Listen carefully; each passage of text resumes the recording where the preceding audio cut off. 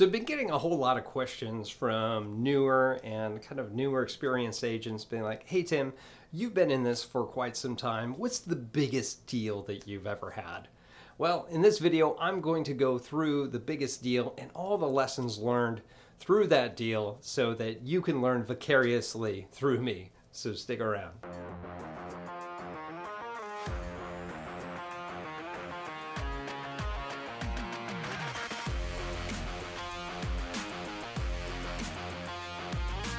What's up, everybody? This is Tim Whittemore with the Whittemore Group here with eXp Realty. If this is your first time to our channel, I'd like to give you the no BS approach of what it looks like in real estate and also here with eXp Realty. I've been through a whole bunch of it. I've been the single agent, I've been the team agent, I've been the team lead, the operations manager, I've been with a ton of other brokerages, and want to give you my experience without all the fluff. So without further ado, let's get into this. Okay, so we're talking about my biggest deal and what kind of transpired through that.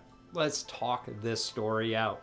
So a lot of the times when I was going into real estate, when I first moved to the Northwest Florida area, I'm not actually from here. Like a lot of people, I was a transplant. So I had a buddy of mine that I used to fly with in the military, and he said he was starting a real estate team. I was up there in upstate New York, and I had 3 jobs making about $45,000 a year in a 1-bedroom apartment where you could hear a pin drop in all 5 different rooms around me. It was not a nice thing to be a part of.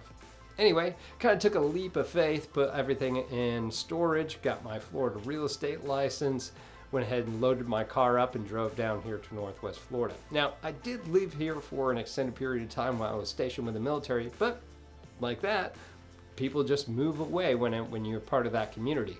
So I had to really start from almost zero and try to actually go out and find strangers, which is tough. So one of the things that I was able to do was to leverage other people's listings through open houses. So I would go to other real estate agents, even in the current company that I was with, and ask them if I could sit their open houses. And even if I didn't have any in my brokerage, I would go to other brokerages and just ask, hey, do you mind if I sit that open house? We came up with a great program on how to do that, and mainly through trial and error and a bunch of other classes and materials that I read, I got a really good open house strategy going on. Well, it just so happens that I finally did get a listing, and every single weekend I was out there sitting an open house and an additional open house, at least 2 a week, that I was doing to get buyers and sellers. And I just so happened to be at this open house at one point, and I was closing up and it was kind of slow, and I was debating on leaving early, but I knew in the back of my mind, and as I always train all my agents, I was like, do not leave until the last moment. So it gets so 1 to 3 p.m. is what I was doing. It gets almost close to 3 p.m. and I'm like, okay, I'm going to slowly start packing up.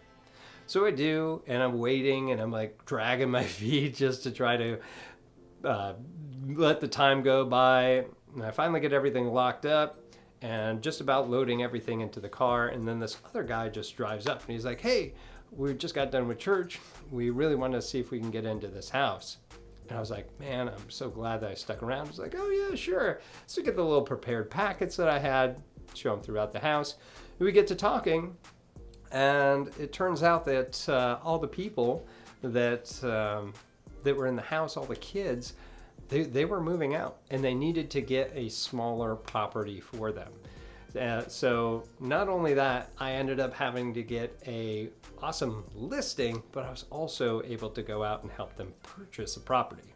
Now, this is what makes this the biggest transaction, because I not only got the listing, but I also got a buy side. So that being said, that's the biggest commission that came out. The price point was just shy of $500,000, which isn't the biggest price point that I've ever sold, but what I was able to take back from this was the biggest. So let's get into that. I went ahead and drove to their house to do a listing presentation. Now, because they were purchasing as well, I and my team here do a buyer's presentation as well. A typical listing presentation would typically last about an hour, maybe an hour and a half, and buyer's presentation on its own could last 45 minutes to an hour or more, depending. So going out to this house, I knew that I was going to be in there for a while. And I started with the listing presentation because that's the thing that you have to sell. You got to sell yourself first, right?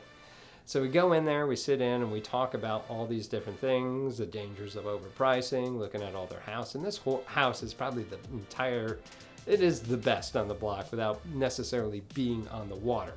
And because, of course, it was surrounded by the bays. And it was really good. I was able to kind of talk them through those things. And when we finally solidified what we were going to do, we moved on to the next one. Now, this part I learned very, very good. If you haven't learned the disc personalities, definitely look that up after this video or find another video talking about the disc personalities when it comes to sales. Because I realized that there was an amicable person, which was the wife, and kind of a high driver and more of a interactive sort of person as the husband. So you kind of had to play one with the other to decide who was actually going to be the decision maker for both and how to explain things specifically to how they were going to understand. So anyway, we were able to go through that. They really wanted to overprice it. I was like, no, let's calm down. Let's go with this. This is what the market is saying. And because of that, I was able to kind of curtail what they were going to do versus overpricing the property, which would have never got them to the next one. So we sent additional open houses for that. We ended up finally getting this one under multiple offers, which back then wasn't a big thing. Like it rarely happened when it did happen. So they were super excited and got a really good price for it. And now we're under the clock to go ahead and find something for them to buy. So as a high driver personality that I am, I'm like, yeah, let's go. We found 5 homes. Let's go out and take a look at them all. And of course, I'm out there trying to show them. And as I do this, we show these houses. And this is my system. So guys, if this is the way that I specifically do this to make it as most efficient as possible. So what I do is I will sit with them. Now it will be via Zoom or literally at the office, and we'll go through the MLS together. And what we'll do is we'll take whatever criteria it is, and we'll go for each one of them and pick out the ones that are a yes, no, maybe. So if it's a yes or maybe, I kind of put a check mark by it. Depends on what your MLS allows or highlight, whatever that works. And once I got through that, I got it down to about 8. And now we had to get those 8 down to 5. Right? So why 5? I have other agents that just do 3. But I say 5 is because after you've seen 5, they all start blending together. So let's see the best 5 because I know these neighborhoods. I've been in a lot of these houses, so I can tell you that you can see the best ones up front so you don't waste your time. And that's essentially what we were doing. And it has saved me and all my teammates tons of time showing houses where you know that you're seeing the best 5 up front.